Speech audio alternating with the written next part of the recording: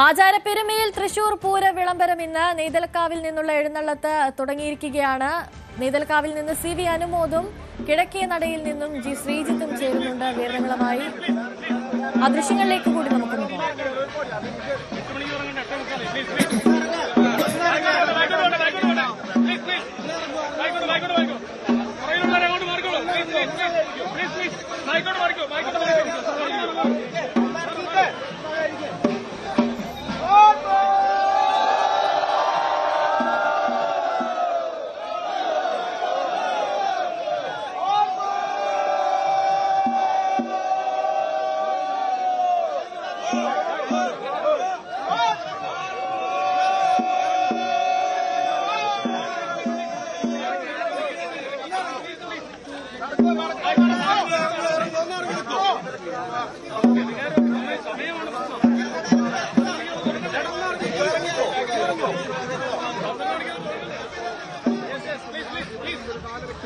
അനുമോദ് ചേരുന്നുണ്ട് കൂടുതൽ വിവരങ്ങളുമായി. അനുമോദ്, ഏതൊരു തൃശ്ശൂരുകാരന്റെ വികാരമാണ് തൃശ്ശൂർ പൂരം എന്ന് പറയുന്നത്. ആ തൃശ്ശൂർ പൂരമാണ് ഇത്തവണ ആർഭാടങ്ങളും ആഘോഷങ്ങളും ഒന്നുമില്ലാതെ വെറും ചടങ്ങിൽ മാത്രമായി ഒതുങ്ങുന്നത്. എന്നാൽ ഈ ദൃശ്യങ്ങളിൽ നിന്ന് തന്നെ വ്യക്തമാണ് അതിനെ തൃശ്ശൂരുകാർ ഏത് രീതിയിലാണ് സ്വീകരിക്കുന്നത് എന്നുള്ളത്. ആ നിറഞ്ഞു നിൽക്കുന്ന ആൾക്കൂട്ടം അതിനൊരു വലിയ സൂചനയാണ്. ഇപ്പോൾ എഴുന്നള്ളത്ത് എവിടെ വരെ എത്തി?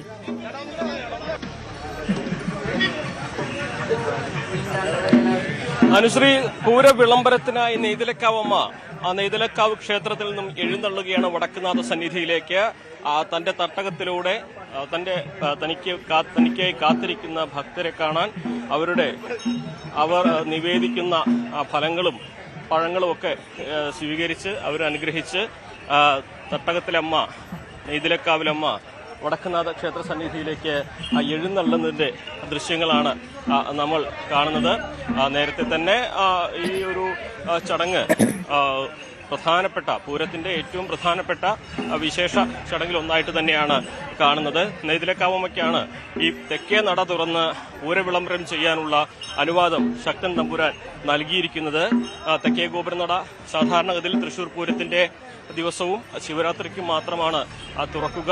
അത് തുറക്കാനുള്ള അനുവാദം, പൂരത്തിന് വിളംബരം ചെയ്യാനുള്ള അനുവാദം നെയ്തലക്കാവമ്മയ്ക്കാണ് നൽകിയിരിക്കുന്നത്. നെയ്തലക്കാവമ്മയുടെ പ്രാധാന്യം അതുകൊണ്ട് തന്നെ ഈ ഒരു തൃശൂർ പൂരത്തിൽ ഏറ്റവും പ്രധാനപ്പെട്ടതാണ്. ഇപ്പോൾ 8:30 ആണ് ഈ ചടങ്ങുകൾ ആരംഭിച്ചത്. നെയ്തലക്കാവമ്മ ഈ 3 കിലോമീറ്ററോളം ദൂരമുണ്ട് ഇവിടെ നിന്ന് വടക്കുനാഥ സന്നിധിയിലെത്തി മണികണ്ഠനാൽ പരിസരത്ത് വെച്ച് ഇപ്പോൾ നാഗസ്വരത്തിന്റെ അകമ്പടിയോടെയുള്ള ഈ എഴുന്നള്ളത്ത് അതിനുശേഷം മേളത്തിലേക്ക് മാറും. കിഴക്കൂട്ട് അനിയന്മാരാണ് ഇത്തവണ മേളം അവിടെ നടത്തുക. അതിനുശേഷം 1.5 മണിക്കൂറിലേറെ മേളം നീണ്ടു നിന്നേക്കും. ഇതിനുശേഷം പടിഞ്ഞാറേ നടയിലൂടെ വടക്കുനാഥ സന്നിധിയിലെത്തി വടക്കുനാഥിനെ വണങ്ങി തെക്കേ നട തുറക്കുന്നതോടെയാണ് ആ പൂരത്തിന്റെ വിളംബരത്തിന്റെ ആദ്യ ചടങ്ങുകളൊന്ന് പൂർത്തിയാകുന്നത്. തുടർന്ന് വീണ്ടും പടിഞ്ഞാറേ നടയിലെത്തി നിലപാട് തറയിൽ ചെന്ന് അവിടെ പൂരവിളംബരം ശംഖനാദം മുഴക്കുന്നതോടെയാണ് ആ പൂരത്തിന് തുടക്കമാകുന്നത്. ഇതാണ് ഈ ദിവസത്തെ ഏറ്റവും പ്രധാനപ്പെട്ട ചടങ്ങ്. വർഷങ്ങളിലൊക്കെ നമ്മൾ കണ്ടിരുന്നു തെച്ചിക്കോട്ടുകാവ് രാമചന്ദ്രന്റെ എഴുന്നള്ളത്തായിരുന്നു പൂരവിളംബരത്തിന് മാറ്റിയേക്കിയിരുന്നെങ്കിൽ ഇപ്പോൾ എറണാകുളം ശിവകുമാറാണ് പൂര വിളംബരത്തിനായി നെയ്തലക്കാവമ്മയുടെ തിടമ്പേറ്റുന്നത്. വലിയ ഒരു ജനാവലി നെയ്തലക്കാവ് ദേശക്കാർ, കുറ്റൂർ ദേശക്കാരൊക്കെ ഈ ഒരു എഴുന്നള്ളത്ത് അവരുടെ സ്വകാര്യമായിട്ടുള്ള ഏറ്റവും വലിയൊരു ആഘോഷമായിട്ടാണ് കാണുന്നത്. പ്രധാനപ്പെട്ട കമ്മിറ്റിക്കാരും അതുപോലെ തന്നെ പ്രദേശവാസികളും ഒക്കെ നെയ്തലക്കാവമ്മയെ ഈ ഒരു യാത്രയിൽ വടക്കുനാഥ ക്ഷേത്രത്തിലേക്കുള്ള യാത്രയിൽ അനുഗമിക്കുകയാണ്. നമ്മളൊപ്പം കമ്മിറ്റിക്കാരൊക്കെ ചേരുന്നുണ്ട്. അനുപേട്ട, ഇത്തവണ എങ്ങനെയാണ് നേരം വഴിക്കോ ഇറങ്ങിയപ്പോ? കുറച്ച് നേരം വൈകി, പക്ഷെ നമ്മളത് ഈ പാമ്പൂര് കഴിഞ്ഞാൽ തട്ടകം കഴിഞ്ഞാൽ നമ്മുടെ തട്ടകം കഴിഞ്ഞാൽ നമ്മളത് കവർ ചെയ്ത് മുന്നോട്ട് പോകും. ഈ തട്ടകത്തിൽ എല്ലാവരും കാത്തിരിക്കുന്നത് കാണാം അല്ലെ? വിളക്ക് കത്തിച്ച് ഫലങ്ങളും പ്രസാദങ്ങളും ഒക്കെ എല്ലാവരും ദേവീനെ വരവേൽക്കാണ്. നട തുറപ്പിനും പൂര വിളംബരത്തിനും അവരോടൊപ്പം ദേവിയുടെ ഒപ്പം നാട്ടുകാർ, തട്ടക നിവാസികൾ മുഴുവൻ, പൂരപ്രേമികളും പൂരാസാധകരും എല്ലാവരും കൂടി വരുന്നുണ്ട്. എല്ലാവരും വടക്കുന്നാഥിലേക്ക് വടക്കുന്നാഥനെ കാണാൻ പോവാണ്. വടക്കുന്നാഥനെ വണങ്ങി അവിടെ പൂര വിളംബരം എന്ന് പറഞ്ഞ ചടങ്ങ് പ്രൗഢഗംഭീരമായ ചടങ്ങാണ്. കിഴക്കൂട്ട് അനിയന്മാരുടെ നേതൃത്വത്തിലുള്ള മേളത്തോടുകൂടി ഞങ്ങൾ ചടങ്ങ് ആരംഭിക്കും. എറണാകുളം ശിവകുമാറാണ് തിടമ്പേറ്റുന്നത് നെയ്തലക്കാവിലമ്മയുടെ. ഈ ഈ പൂരത്തിന്റെ കൊടിയിറക്കവും അമ്മയുടെ സാന്നിധ്യത്തിൽ തന്നെയാവുമല്ലേ? കൊടിയിറക്കും ഇവിടെ ഈ തിങ്കളാഴ്ചയാണ് കൊടിയിറക്കുന്നത്. നമ്മള് അത് ഇതുപോലെ വലിയ വലിയൊരു ചടങ്ങായിട്ടാണ് വരുന്നത്. അതിനും എല്ലാവരെയും ക്ഷണിക്കുന്നു. തീർച്ചയായും അത് ഈ നെയ്തിലക്കാവുമ്പയ്ക്ക് തൃശ്ശൂർ പൂരത്തിൽ വലിയ പങ്കുണ്ട്. ശക്തൻ തമ്പുരാന്റെ വലിയ ഭക്തിയായിരുന്നു ശക്തൻ തമ്പുരാന്റെ നെയ്തിലക്കാവുമ്പയെ. അതുകൊണ്ടാണ് നെയ്തിലക്കാവുമ്പയ്ക്ക് ഇത്തരം ഈ ചടങ്ങിൽ പ്രധാനമായിട്ടും ഈ ഒരു പ്രാധാന്യം പല ചടങ്ങുകളിലും ശക്തൻ തമ്പുരാൻ നിഷ്കർഷിച്ചതും ഉൾപ്പെടുത്തിയതും. അതിലൊക്കെ ഒരുപാട് ഐതിഹ്യങ്ങളൊക്കെ ഉണ്ട്. ഈ ഒരു നെയ്തിലക്കാവ് ക്ഷേത്രം മുൻപൊരു ശിവക്ഷേത്രം മാത്രമായിരുന്നു. അവിടെ എത്തിയ ഒരു ഭണ്ഡാരി അദ്ദേഹം അടുത്ത കുളത്തിൽ കുളിച്ച് കയറുമ്പോൾ ആ താലം അവിടെ നിന്ന് എടുക്കാൻ കഴിയുന്നില്ല. അപ്പോൾ ആ താലത്തിൽ ഭഗവതിയുടെ സാന്നിധ്യമുണ്ടെന്ന് കണ്ട് അതിൽ നെയ്യും തിലം എന്ന് വെച്ചാൽ എള്ളും നെയ്യും ചേർത്ത് നേതിക്ക് അവിടെ ഭഗവതിയെ പ്രസാദിപ്പിച്ച് അങ്ങനെ അവിടെ കുടിയിരുത്തുകയായിരുന്നു എന്നാണ് പറയുന്നത്. അങ്ങനെയാണ് ഐതിഹ്യം. നെയ് തിലക്കാവാണ് പിന്നീട് നെയ്തലക്കാവായി മാറിയത് എന്നൊക്കെയാണ് ഐതിഹ്യങ്ങളിൽ പറയുന്നത്. അങ്ങനെ ഒട്ടേറെ ഐതിഹ്യങ്ങൾ ഈ ഒരു ക്ഷേത്രവുമായി ബന്ധപ്പെട്ട് ഉണ്ട്. ശക്തൻ തമ്പുരാനാണെങ്കിൽ അദ്ദേഹത്തിന്റെ പല പ്രാർത്ഥനകളും നെയ്തലക്കാവമ്മയുടെ മുമ്പിൽ അത് പൂർത്തീകരിച്ചപ്പോൾ ആ ഭക്തി വർദ്ധിക്കുകയും അങ്ങനെ നെയ്തലക്കാവമ്മയെ ഈ തൃശ്ശൂർ പൂരത്തിന്റെ ആസ്ഥാനത്തേക്ക് അല്ലെങ്കിൽ ഏറ്റവും പ്രധാനപ്പെട്ട ചടങ്ങുകളിലേക്ക് ഉൾപ്പെടുത്തി കൊണ്ടുവരികയും ചെയ്തു എന്നാണ്. കാരണം തൃശ്ശൂർ പൂരം നടക്കുന്ന തട്ടകങ്ങളിൽ നിന്ന് ഏറ്റവും ദൂരെയുള്ളൊരു ക്ഷേത്രം കൂടിയാണ് നെയ്തലക്കാവ്. അപ്പോൾ നെയ്തലക്കാവിനെ ഈ പൂരത്തിലേക്ക് കൊണ്ടുവന്നത് തന്നെ ശക്തൻ തമ്പുരാന്റെ പ്രത്യേകമായിട്ടുള്ള ഭക്തിയും മറ്റ് ഇഷ്ടവും ഒക്കെയാണ് എന്നാണ് ഐതിഹ്യങ്ങൾ പറയുന്നത്. ഇപ്പോൾ 230 വർഷങ്ങൾക്ക് മുമ്പാണ് തൃശ്ശൂർ പൂരത്തിന്റെ ആദ്യ ചടങ്ങുകൾ അല്ലെങ്കിൽ ആദ്യ പൂരം ഉണ്ടാകുന്നത്. നമുക്കതിന്റെ ചരിത്രമൊക്കെ അറിയാം. ആറാട്ടുപുഴ പൂരത്തിന് പോകാൻ കഴിയാത്ത 7 ദേശങ്ങൾ അവര് ശക്തൻ തമ്പുരാന് മുമ്പിലെത്തി ഈ ഒരു സങ്കടം പറയുകയാണ്. ആറാട്ടുപുഴ പൂരത്തിന്റെ സമയത്ത് അവർക്ക് മഴ കാരണം അവിടേക്ക് എത്തിപ്പെടാൻ കഴിഞ്ഞില്ല. തുടർന്ന് ഈ ദേശങ്ങളെ അവിടെ നിന്ന് ഒഴിവാക്കി. അപ്പോൾ അങ്ങനെ ഒഴിവാക്കിയ ദേശങ്ങളെയും അതോടൊപ്പം നെയ്തലക്കാവിനെയും ചേർത്ത് ശക്തൻ തമ്പുരാനാണ് ഈ തൃശ്ശൂർ പൂരം ചിട്ടപ്പെടുത്തിയത്. ഈ ഘടകപൂരങ്ങൾ എന്നാണ് പറയുന്നത്. ആ 8 ദേശക്കാരും 8 ദേശത്തിലെ ദേവതകളും വടക്കുന്നാഥ സന്നിധിയിലെത്തി വടക്കുന്നാഥനെ വണങ്ങി തിരിച്ചു പോകുന്നതാണ് തൃശ്ശൂർ പൂരത്തിന്റെ പ്രധാനപ്പെട്ട ചടങ്ങ്. അത് 8 ക്ഷേത്രങ്ങൾക്കും സമയം നിശ്ചയിച്ചിട്ടുണ്ട്, ക്രമം നിശ്ചയിച്ചിട്ടുണ്ട്. അതിന്റെ ആനകളെ ഉൾപ്പെടുത്തുന്നതും വാദ്യഘോഷങ്ങൾക്കും വരെ ചിട്ടവട്ടങ്ങളുണ്ട്. അപ്പോൾ ഇത്ര കാലമായിട്ടും 230 വർഷമായിട്ടും മാറാത്ത ആചാരാനുഷ്ഠാനമായിട്ട് തന്നെയാണ് ഈ തൃശ്ശൂർ പൂരം മുന്നോട്ട് പോകുന്നത്. അതിൽ ഈ ഒരു തരി പോലും മാറ്റം വരുത്താൻ ആർക്കും അനുവാദമില്ല. അതായത് ആനകളുടെ എണ്ണം അത് കൃത്യമായിട്ട് നിഷ്കർഷിച്ച പോലെ തന്നെ പാടുകയുള്ളൂ. 15 ആനകൾ അത് തിരുവമ്പാടിക്കും പാറമേക്കാവിനും മാത്രമാണ് അവകാശപ്പെട്ടില്ല. പിന്നെ 14 ആനകൾ ചൂരക്കോട്ടുകാവിലമ്മയ്ക്കാണ്. അത് ഓരോ ദേശക്കാർക്കും അതിന് നിഷ്കർഷിച്ച രീതിയിൽ മാത്രമേ ഈ ആനകളെ വരെ ഉൾപ്പെടുത്താനുള്ള അനുവാദമുള്ളൂ. അപ്പോൾ അത്രയും ചിട്ടവട്ടങ്ങളോടെയാണ് തൃശ്ശൂർ പൂരം ഓരോ വർഷവും മുമ്പ് എങ്ങനെയാണോ ശക്തൻ തമ്പുരാൻ ചിട്ടപ്പെടുത്തിയത് അതേപോലെ തന്നെയാണ് ഇപ്പോഴും നടക്കുന്നത്. ആചാരങ്ങൾക്കും അനുഷ്ഠാനങ്ങൾക്കും അത്രയേറെ പ്രാധാന്യമുണ്ട്. ആ പൂരത്തിന്റെ ഏറ്റവും പ്രധാനപ്പെട്ട ചടങ്ങിനാണ് നമ്മൾ സാക്ഷ്യം വഹിക്കാൻ പോകുന്നത്. പൂര വിളംബരം എന്ന ചടങ്ങ്. അതായത് ഇന്ന് ഈ തെക്കേ നട തുറന്നു കഴിഞ്ഞാൽ നാളെ പൂരമായി എന്ന വിളംബരം കൂടിയാണ്. മുമ്പ് ഉണ്ടായിരുന്ന കോവിലകത്ത് പൂരം അത് കാലങ്ങൾക്ക് ഇപ്പുറം മാറ്റം വന്ന് ഇങ്ങനെ ഒരു പൂര വിളംബരമായി എന്നുള്ള സങ്കല്പവും ഉണ്ട്. അതായത് പല ചടങ്ങുകളുടെയും തുടർച്ചയാണ് ഇന്നത്തെ ഈ ഒരു തൃശ്ശൂർ പൂരം എന്നുകൂടി നമ്മൾ പറയണത്. തൃശ്ശൂരിലെ ഓരോ ദേശങ്ങളിലെയും ഓരോ ഉത്സവങ്ങളും പൂരങ്ങളൊക്കെ ഇതുമായി ബന്ധപ്പെട്ട് പല തരത്തിലുള്ള ബന്ധങ്ങളുണ്ട്. ഇതാണെങ്കിലും നെയ്തലക്കാവമ്മയുടെ എഴുന്നള്ളത്ത് ഇപ്പോൾ തട്ടകം പിന്നിടുകയാണ്. തട്ടകത്തമ്മയെ വരവേൽക്കാൻ വണങ്ങുവാൻ പോകുന്ന വഴിയിൽ ഇരുവശവും ഭക്തർ അവരുടെ വിളക്ക് വെച്ചും ഫലമൂലാദികൾ വെച്ചും ഒക്കെ കാത്തിരിക്കുന്ന കാഴ്ചകളാണ് നമ്മൾ കാണുന്നത്. എന്താണെങ്കിലും 1 മണിക്കൂറിലധികം സമയം ഏറ്റവും ചുരുങ്ങിയത് ഇവിടെ നിന്ന് തൃശ്ശൂരിലെത്താൻ വേണം. അവിടെ നിന്നും മണികണ്ഠനാൽ പരിസരം മുതൽ കിഴക്കൂട്ട് അനിയന്മാരുടെ പാണ്ഡ്യമേളത്തിന്റെ അകമ്പടിയോടെ അതും 1 മണിക്കൂറോളം എടുക്കും. ശേഷം പടിഞ്ഞാറേ നടയിലേക്ക് എത്തി പടിഞ്ഞാറേ നടയിൽ അതിലൂടെ വടക്കുനാഥന്റെ സന്നിധിയിലെത്തി വടക്കുനാഥനെ വണങ്ങി തെക്കേ ഗോപുരം തുറന്ന് പുറത്തിറങ്ങുന്ന ആ കാഴ്ച അതാണ് പൂരവിളംബരത്തിന്റെ ആഘോഷമാകുന്ന ആ ദൃശ്യം. മുമ്പൊക്കെ നമ്മൾ കണ്ടിരുന്നത് തെച്ചിക്കോട്ടുകാര രാമേന്ദ്രൻ ആ തെക്കേ നട തുറന്നിറങ്ങുന്നതിന്റെ ദൃശ്യങ്ങൾ പകർത്താനായിട്ടുള്ള ജനലക്ഷങ്ങൾ പൂരത്തിന് സമാനമായ രീതിയിൽ ഈ പൂരത്തലേന്ന് പൂര വിളംബരത്തിന് ലക്ഷങ്ങൾ ഒഴുകിയെത്തുന്ന ഒരു കാഴ്ച നമ്മൾ കഴിഞ്ഞ വർഷങ്ങളൊക്കെ കണ്ടിരുന്നു. എന്നാണെങ്കിലും ഇത്തവണയും ആചാര അനുഷ്ഠാനങ്ങൾ ഒട്ടും തെറ്റിക്കാതെ ആചാരപ്പെരുമയോടെ തന്നെ തൃശൂർ പൂരം നടക്കുകയാണ്. അതിന്റെ പ്രധാനപ്പെട്ട ചടങ്ങ് പൂരവിളംബരം അല്പസമയത്തിനകം നടക്കും. പൂരവിളംബരത്തിനായി നെയ്തലക്കാവമ്മ തട്ടകത്തിൽ നിന്നും വടക്കുന്നാഥ സന്നിധിയിലേക്ക് എഴുന്നള്ളുകയാണ്. അനുശ്രീ. അനുമോദ്, ഞാൻ തുടക്കത്തിൽ അനുമോദിനോട് പറഞ്ഞതുപോലെ തന്നെ ആ ആളുകളുടെ ഒരു സാമീപ്യം ഇത്തവണ പ്രതീക്ഷിച്ചതിലും അപ്പുറം ഉണ്ടാവില്ല എന്ന് പ്രതീക്ഷിച്ചതിലും അപ്പുറം ആളുകളാണ് ഇത്തവണ ഈ എഴുന്നള്ളത്തിൽ അണിനിരന്നിരിക്കുന്നത്. ഈ തൃശ്ശൂരുകാർക്ക് രക്തത്തിൽ അലിഞ്ഞു ചേർന്നതാണ് ഈ പൂരത്തോടുള്ള ഒരു വികാരം എന്ന് തന്നെ നമുക്ക് പറയാമല്ലേ?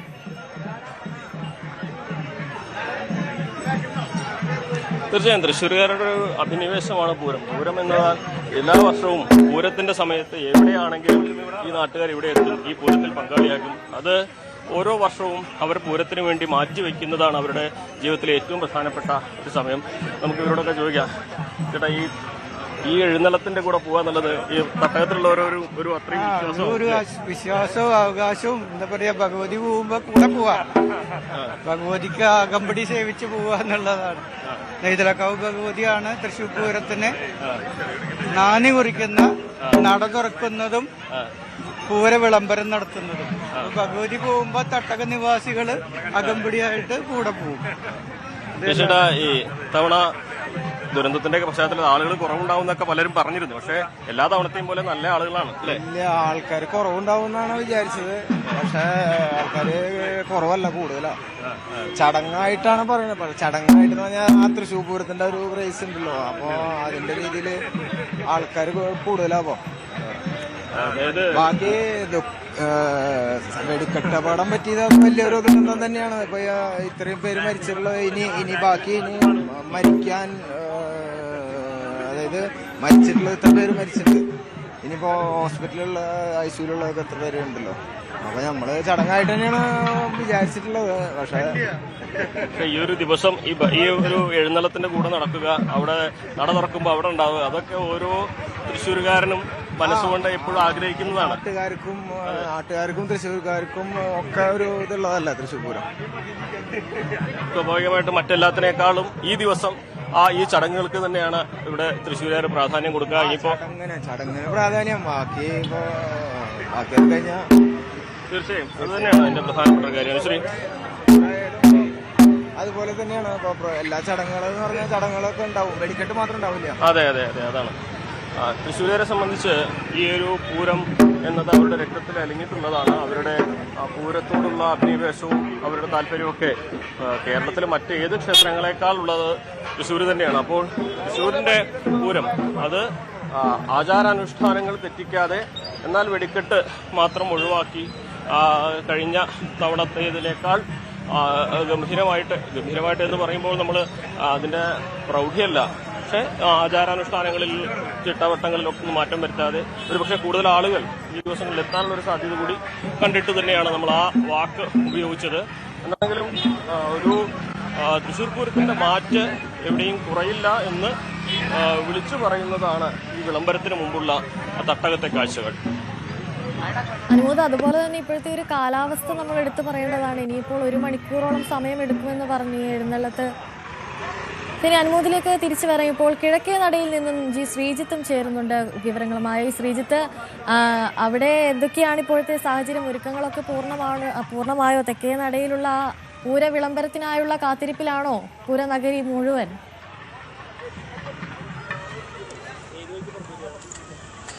തീർച്ചയായും നെയ്തലക്കാവിൽ അമ്മയുടെ വരവിനായി ഈ പൂരനഗരി കാത്തിരിക്കുന്നു എന്നുള്ളത് തന്നെയാണ്. നെയ്തലക്കാവിൽ അമ്മയുടെ വരവും പിന്നീടുണ്ടാകുന്ന പൂര വിളംബരവും തന്നെയാണ് ഇന്നത്തെ ഏറ്റവും പ്രധാനപ്പെട്ട ചടങ്ങ്. അതിൻ്റെ സവിശേഷത, ഞാനിപ്പോൾ ഉള്ളത് പടിഞ്ഞാറേ നടയിലാണ്.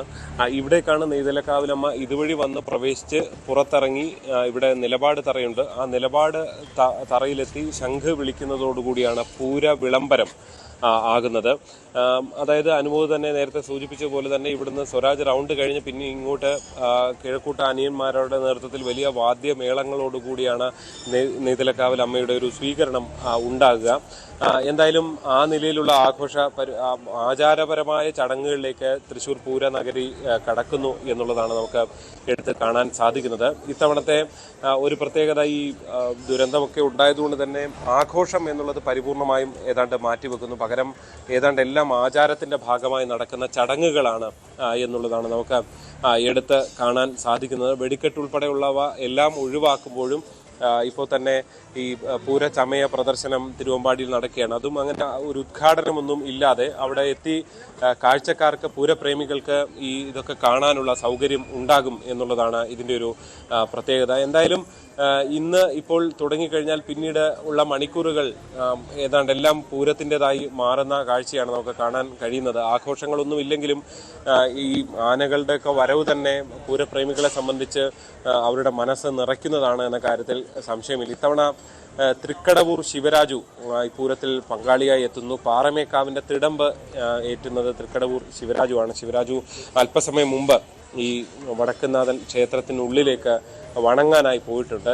ആദ്യം ഈ തെക്ക് നിന്ന് കൊല്ലത്ത് നിന്ന് തൃക്കടവൂരപ്പൻ്റെ നാട്ടിൽ നിന്നാണ് ഇങ്ങനെ ശിവരാജു എത്തുന്നത്. ഒരു നാടൻ ആന കോന്നിയിൽ നിന്ന് ലഭിച്ച, കേരളത്തിലെ കാട്ടിൽ നിന്ന് തന്നെ ലഭിച്ച ലക്ഷണമൊത്ത കരിവീരനായ തൃക്കടവൂർ ശിവരാജു. അങ്ങനെ ഓരോ ആനകളും ഇത്തവണത്തെ പ്രത്യേകതകളാണ്. തെച്ചിക്കോട്ടുകാവ് രാമേന്ദ്രൻ ഉൾപ്പെടെയുള്ള ആനകളുണ്ട്. തിരുവമ്പാടി ചന്ദ്രശേഖരനുണ്ട്. അങ്ങനെ ആനപ്രേമികളെ സംബന്ധിച്ച്, പൂരപ്രേമികളെ സംബന്ധിച്ച് ആചാരങ്ങൾ ഉണ്ട്. അതിൻ്റെ ഭാഗമായി തന്നെ പൂരം ആസ്വദിക്കാൻ കഴിയുന്നവരെ സംബന്ധിച്ച് ആ നിലയിലുള്ള കാഴ്ചകളും ഇത്തവണയും ഉണ്ട്. ശ്രീജിത്ത് കഴിഞ്ഞ തവണയും പൂരം ഇതുപോലെ റിപ്പോർട്ട് ചെയ്യാൻ പോയിട്ടുണ്ടായിരുന്നു. അതിൻ്റെ ഒരു അടിസ്ഥാനത്തിൽ കൂടി ചോദിക്കുകയാണ്, ഇത്തവണ ഈ ദുരന്തമൊക്കെ നടന്ന ഒരു പശ്ചാത്തലത്തിൽ ഈ കാഴ്ചക്കാരുടെ എണ്ണത്തിൽ എന്തെങ്കിലും തരത്തിലുള്ള കുറവ് അവിടെ സംഭവിച്ചിട്ടുണ്ടോ? ഇപ്പോഴും പതിവ് പോലെ തന്നെ ആളുകൾ അവിടെ എത്തുന്നുണ്ടോ?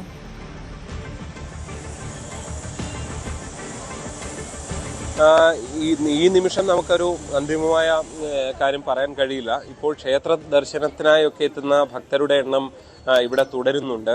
അതേസമയം കുറച്ചുകൂടെ കഴിഞ്ഞാലായിരിക്കും ഈ ഒരു എന്താ പറയുക, എറണാകുളം ശിവകുമാറൊക്കെ എത്തി പൂര വിളംബരമൊക്കെ നടക്കുന്ന ഒരു സമയത്തായിരിക്കും തെക്കേ ഗോപുരനടയിൽ വലിയൊരു ആൾത്തിരക്ക് സാധാരണഗതിയിൽ ഉണ്ടാകാറുള്ളത്.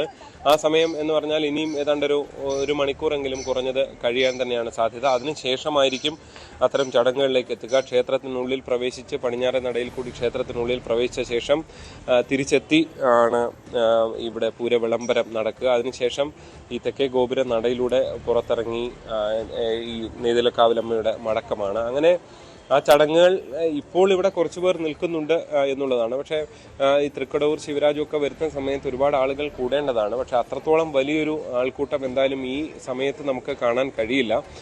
പ്രത്യേകിച്ച് ഈ കരാറുകാരനായ അദ്ദേഹത്തിൻ്റെ സംസ്കാര ചടങ്ങുകളൊക്കെ ഇന്ന് നടക്കുന്ന ദിവസമാണ്. ഈ പൂരപ്രേമികളെ സംബന്ധിച്ച് വളരെ വേണ്ടപ്പെട്ട ആൾ തന്നെയാണ് അദ്ദേഹം എന്നുള്ളതാണ് നമുക്ക് ഇവിടെ നിന്ന് നമുക്ക് മനസ്സിലാക്കാൻ സാധിക്കുന്നത്. ഇപ്പോൾ രാവിലെ പൊതുദർശനം ഉൾപ്പെടെയുള്ള ചടങ്ങുകളൊക്കെ അവിടെ മുണ്ടത്തിക്കൂടെ നടക്കുന്ന സാഹചര്യം ഉണ്ട്. ഈ തിരുവമ്പാടി ദേശക്കാരായ 4-5 അവരുടെ പ്രധാനപ്പെട്ട, അവരുടെ മുൻനിര ഈ പൂര സംഘാടകർ തന്നെയായിരുന്ന 4-5 പേർ ജീവൻ നഷ്ടപ്പെട്ട സാഹചര്യമുണ്ട്. അങ്ങനെ ഒരു വേദന കൂടി ഇതിൻ്റെ ഭാഗമായിട്ട്. പക്ഷേ തൃശ്ശൂർ പൂരത്തിനൊരു പ്രാധാന്യമുണ്ട്. അതങ്ങനെ മാറ്റിവെച്ചുകൊണ്ട് മുന്നോട്ട് പോവുക എന്നുള്ളതല്ല, അത് ആചാരം നടക്കേണ്ടതുണ്ട്. അതിൽ തൃശ്ശൂർക്കാർക്കൊരു പ്രത്യേക ഒരു വാശി തന്നെയുണ്ട്. ഞങ്ങളത് നടത്തണം. അത് എത്ര പ്രശ്നങ്ങളുണ്ടെങ്കിലും അതിനെയൊക്കെ അതിജീവിച്ച് മുന്നോട്ട് പോകുക. അതിജീവനമാണല്ലോ എല്ലാ ദുരന്തങ്ങളുടെയും അവസാനം നടക്കേണ്ടത്. അങ്ങനെ വേഗത്തിലുള്ള ഒരു അതിജീവനത്തിലേക്ക് പോകാനുള്ള ശ്രമമാണ് ഈ തൃശ്ശൂർ നടക്കുന്നത് എന്നാണ് നമുക്ക് ഈ ഘട്ടം. കൂടുതൽ വാർത്തകൾക്ക് News 18 കേരളം യൂട്യൂബ് ചാനൽ സബ്സ്ക്രൈബ് ചെയ്യുക.